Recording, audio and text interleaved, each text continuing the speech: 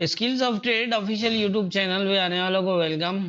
आज हम weekly analyse करने जा रहे हैं, जिसमें हम गोल्ड को एनालाइज करेंगे। पहले मैं आपको थोड़ा सा डिटेल बताऊंगा कि जैसा कि आप जानते हैं कि हमारी जो दो तरह की एनालाइज आती है, एक वीकली जिसमें डे किलोस के बेस पे होता है, और एक डेली जो हमारे H4 के किलोस और M15 के सेटअप के हिसाब से जो है वो लेवल्स के ऊपर एनालाइज किया जाता है गोल्ड को। और बहुत सा आसान सा तरीका है हमारे पास, एक आसान सा मेथड जिसमें हम सिर्फ लेवल्स को फॉलो करके ट्रेड करते हैं और उसी से जो है वो मार्केट को जज भी करते हैं। और लेवल्स के ऊपर किस तरह मार्केट पोजीशन बनाती है, ये पिछले लाइव जो सेशन किए हुए हैं उनके अंदर मैंने बताया हुआ है, M15 के सेटअप। तो ये हमारी जो है वीकली एनालाइज है, तो वीकली एनालाइज जो है वो डे किलोस बेस पे है। अब हम देख लेते हैं कि गोल्ड जो है वो किस तरह की पोजीशन बना के खड़ा हुआ है और आगे क्या हो सकता है। जैसा कि पिछले वीक हमने एनालाइज नहीं किया था, लेकिन उससे अगले वीक जो एनालाइज थी, हालांकि देखा जाए तो वो मार्केट उस एनालाइज को अभी तक फॉलो कर रही थी। अभी ये ऐसा रेजिस्टेंस एरिया जिसको ये ब्रेक करके आया हुआ है नीचे की तरफ, और ये एक सेकंड रेजिस्टेंस एरिया था। इसको जैसे इसने नीचे ब्रेक किया है, तो उसके बाद बिल्कुल प्रॉपर उसके पास से आके थोड़ा सा रिजेक्शन शो किया है। लेकिन यहाँ देखना ये है कि क्लोज अभी तक जो है वो बुलिश में ही है। तो यहाँ पर कुछ इस तरह की सिचुएशन बन सकती है, थोड़ा सा मंडे को वेट करना पड़ेगा। मार्केट ओपन होके शायद ये 50-60 पिप तक ऊपर चली जाए, 56 तक, और या फिर 56 को अगर ब्रेक कर दे, इसके ऊपर कोई छोटा मोटा क्लोज लगता है, तो फिर ये जो 67 वाला एरिया है यहाँ तक।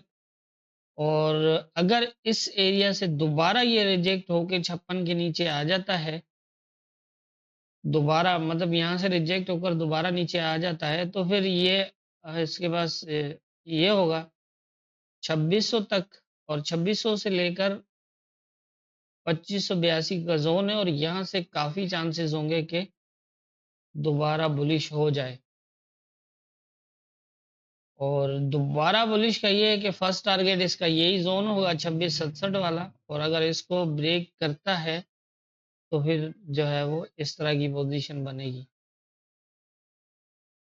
ज्यादा चांसेस जो नजर आ रहे हैं इस टाइम मार्केट के, वो इस पोजीशन के। लेकिन ये है कि अगर ये यहाँ से रिजेक्ट होता है, यहाँ आता है और यहाँ से पोजीशन बनती है, तो फिर जो है वो इस तरह बन सकता है। जैसा कि ये सपोर्ट ऑलरेडी ब्रेक है, ये बिल्कुल करीब से मार्केट जो है वो बुलिश हुई है। तो ये भी हो सकता है कि अगर इसको ब्रेक कर दे, इसको ब्रेक करता है तो 2582 के नीचे अगर डे का क्लोज लगाता है, तो ये मजीद नीचे जाएगा। लेकिन ये इस एरिया से और इससे नीचे इस एरिया तक, यहाँ पर अगर कंफर्मेशन मिलती है सेल की, तो फिर देखिएगा। अदरवाइज यहाँ से इसके बॉटम को टेस्ट करके भी ऊपर जा सकता है। अगर इसको ब्रेक कर देता है, इसके नीचे कम से कम 2 डे के एक साथ सेल क्लोज लगे, तो उसके बाद हो ये 25-32 वाले एरिया पे जा सकता है, और 25-32 से दोबारा बुलिश भी हो सकता है। लेकिन ये यहाँ से सीधा मुझे नहीं लगता कि इतना आसानी से आ जाएगा।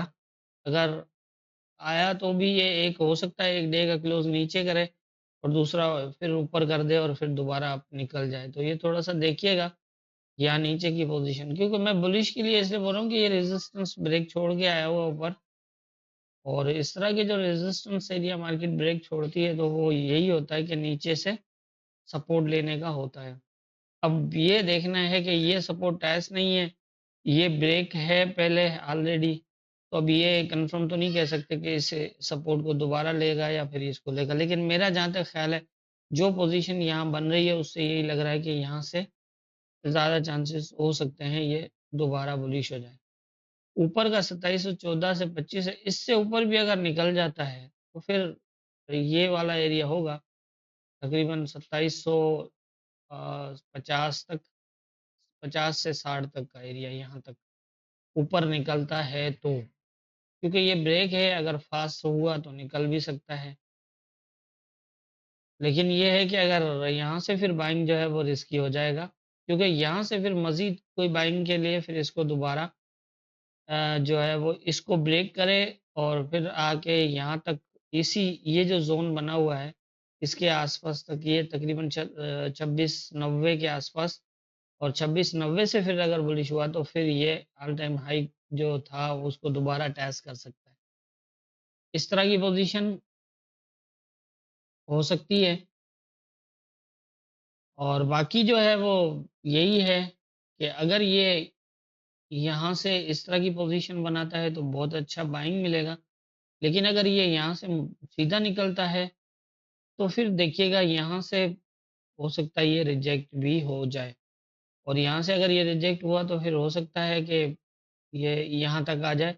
लेकिन यहाँ तक के लिए ये एरिया ब्रेक हो, इसके नीचे अगर 2656 के नीचे डे का क्लोज लगा तो फिर दोबारा ये यहाँ से रिजेक्ट होने के बाद अगर ये नीचे आ जाता है, इस एरिया को ब्रेक करके 2656 के नीचे डे का क्लोज लगा देता है तो फिर यहाँ तक फिर दोबारा सेल आ सकता है 2600 तक, और फिर 2600 से दोबारा ये मतलब इसको समझना कुछ इस तरह है कि ये एरिया अगर टच करके बुलिश होता है तो एक अच्छा सेटअप होगा इसके बाद बाइंग का। इस टाइम देख रहे हैं ना, एक रेजिस्टेंस एरिया को ब्रेक किया है और एक सपोर्ट को बिल्कुल जो है वो टच नहीं किया, करीब तक आया है। तो ऐसी कंडीशन के अंदर मार्केट जो है वो उतना अब देख रहे हैं आप, कैंडल 4 बुलिश बने हैं लेकिन बहुत छोटे-छोटे, और ये ज़ाहिर कर रहा है कि इसके अंदर फिलहाल जो है वो स्ट्रॉन्ग बाइंग नहीं है।